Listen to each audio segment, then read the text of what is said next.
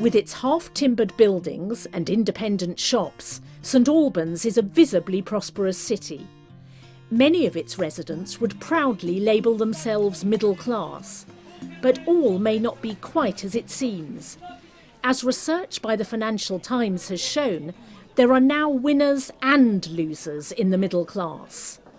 Now there's an uber middle, mostly those who've managed to grab the spoils of a globalised world, such as bankers and lawyers. And then there are the Klingons, architects, engineers, academics and journalists who are having to struggle to maintain the lifestyle to which they feel entitled by virtue of their hard work and their own upbringings. As some professions have soared and others have stumbled, our cities have acquired a new social geography. Here in St Albans, a tale of two middle classes is neatly told. Areas once affordable to those on moderate incomes have become the preserve of the rich, as a wave of money from city high flyers pushes up prices even for properties well outside the metropolis, such as this house.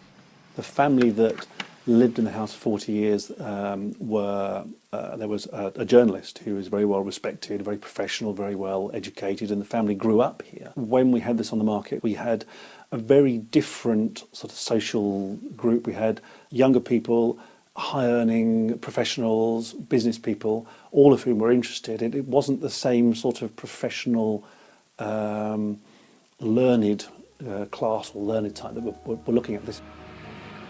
But this increased homogenisation, what economists call social sorting, worries those whose mission is to protect the character of our ancient towns and cities. Well, we're now seeing a number of individual detached properties being demolished and replaced with houses that are perhaps twice the size and considerably more than twice the expense. There's one which has a very interesting green house on it, but it will be very expensive, with an integral swimming pool and cinema room and so on.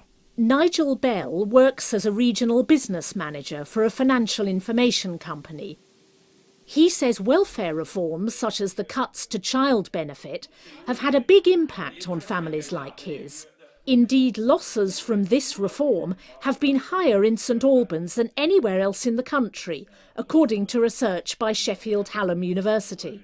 The thesis that there's two speeds certainly resonates with me, because I've seen some of my friends who I felt I was on a level and same plane as disappear over the last few years. So I'm still very lucky to be in work and enjoying it, but I think it's the interest rates and eating into savings that's kept me going rather than anything else.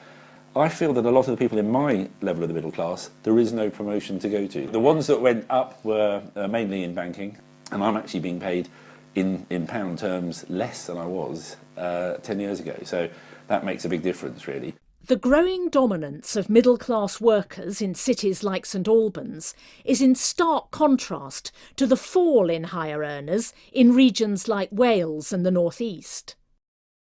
That may worry politicians, but they should be wary of meddling with success. The wealth generated here is powering the UK's GDP.